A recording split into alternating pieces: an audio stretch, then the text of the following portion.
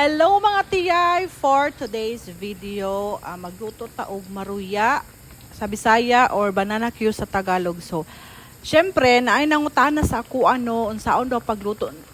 Simple lang magugay siya actually.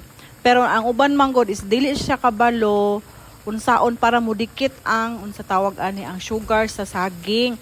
So, dapat manggod mga tiya, inyong buhaton is dapat init yung kaayo ang mantika before ninyo ilunod ang saging. So, wala na ako nabutang na kanang katon pabukal pakog ka ng mantika. So, kana siya is, na videohan ako, is diretso na ako ibutang ang saging. Dapat init yun siya kaayo ang mantika bago yun lutuon ang saging.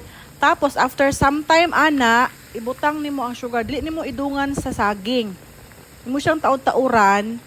Kayo nimo siya taod-tauran tapos ibutang nimo ang sugar. And then dapat i-mix din nimo siya maayo tiyay para makumbine ang all dili magdikit-dikit, and then ang sugar mo dikit pud siya didto sa saging para lami og nawong, lami tan-awon.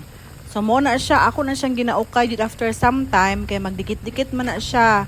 Para pud ang sugar po dili lang sa isa mo adto, para ma-mix well ang all. So dili man jud na siya tanan-tanan no kanang mabutangan jud dahil pareho og sugar sa katamison. So at least mapareho siya og color tanan, di ba? Gamay ra na akong giluto kay cameraman tulos akong lula mangaon. Nag-crave ra ko. So mo na siya, ready to serve na siya. Yes. Salamat sa pagtan-aw, mangaon mga tiyay. Salamat kasi sa iyong suporta. God bless. Much love.